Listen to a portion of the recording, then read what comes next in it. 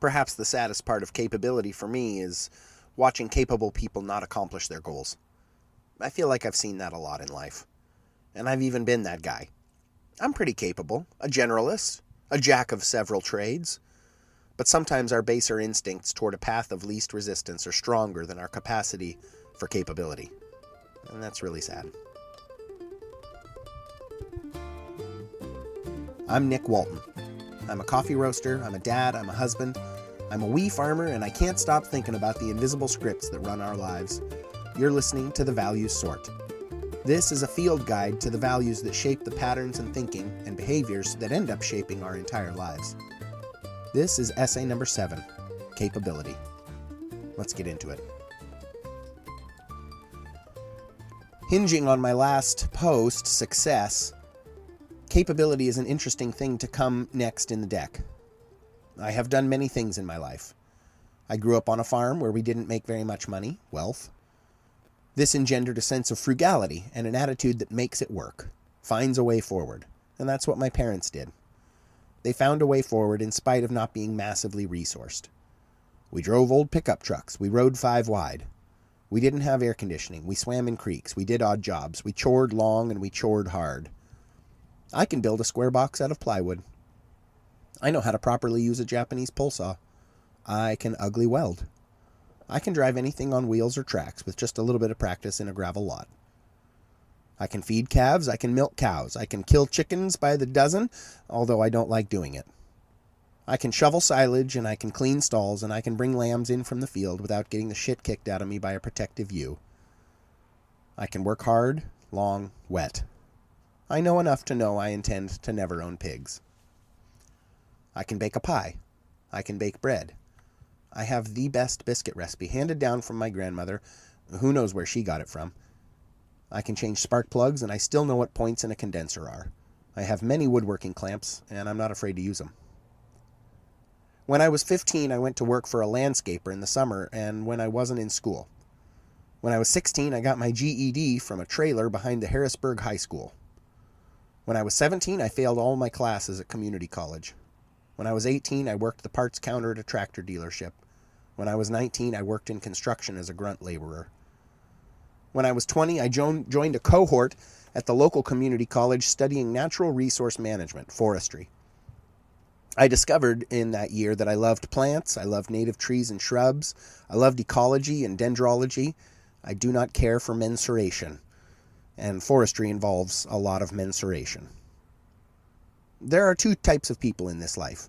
One type is my beautiful cousin, who completed a course of study in forestry at Oregon State University and enjoyed a quiet, alone life in his pickup truck cruising timber.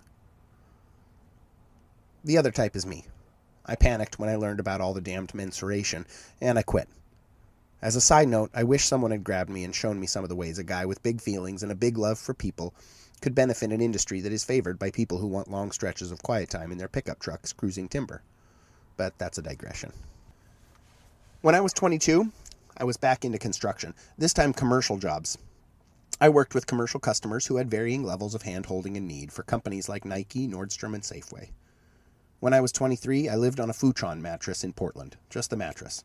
All of my worldly possessions fit in and around a 1986 Jeep Cherokee. I slept on the aforementioned futon mattress in a friend's utility room, and each morning I'd fold the backpack I was living out of into a belongings taco to try and keep their kids out of my stuff for the day while I was out. When I was 24, I fell in love with my partner. When I was 25, we got married. When I was 26, I had a daughter. A mentor, who turned out not to be a great mentor, told me, "Swinging a hammer is the best way for a guy with no education to make $25 an hour and support his family."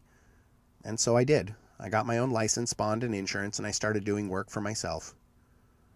When I was 27, the bottom dropped out of the construction industry, the recession of 2008, and I opened a coffee shop with some friends. I worked behind the bar every day. I honed the skill, and it is a skill, of loving and caring for my neighbors.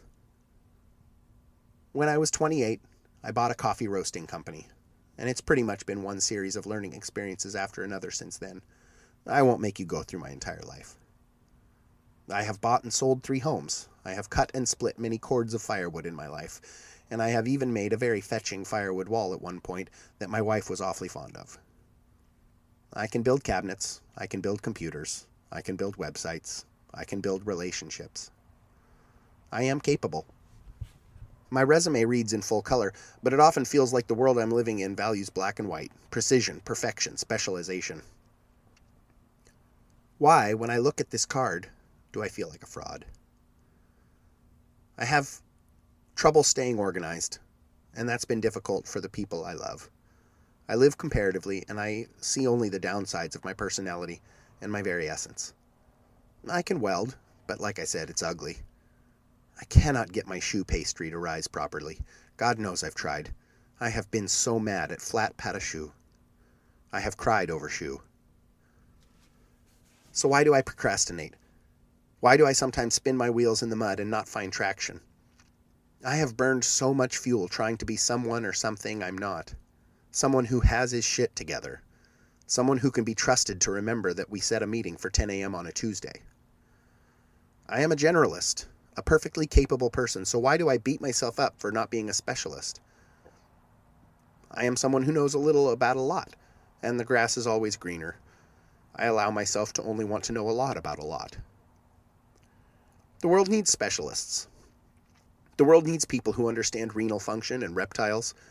The world needs people who have shoe figured out. But when the toilet backs up at midnight or the car breaks down with your bank account nearly empty, you need a generalist. I tried community college twice. I got my GED and couldn't lay hands on proof if you begged me. And that makes me feel like a fraud. Perhaps laying it out all like this in writing will be a cathartic healing exercise. I'm grown now. I'm not old. I'm not young. I am properly middle-aged, though I love that 60 is the new 40. I looked forward to many years of middle-aged. But the education thing has haunted me. Do not ask me to solve an algebra. The best I can do is spell calculus, and even then I'm looking for the little red squiggly line under to let me know I misspelled it. I have realized that I equate capability with mastery, and that's not fair or a realistic way to go through life. Not for me, maybe not for anyone. This card, this concept, it's not about being perfect or being fully excellent. It's about being able to lock horns with life. Be real, make do, reinvent, reframe, re-examine. Provide the things that my family and friends need from me, and ultimately, not about being perfect and satisfactory to all people all the time. So tell me about you. Do you value capability in your life? Do you value all the ways in which you say yes to life and yes to the hard things, come what may, in order to be there for your people? Are you measuring capability by what you know already, or by your willingness to get your hands dirty and muddle it all out?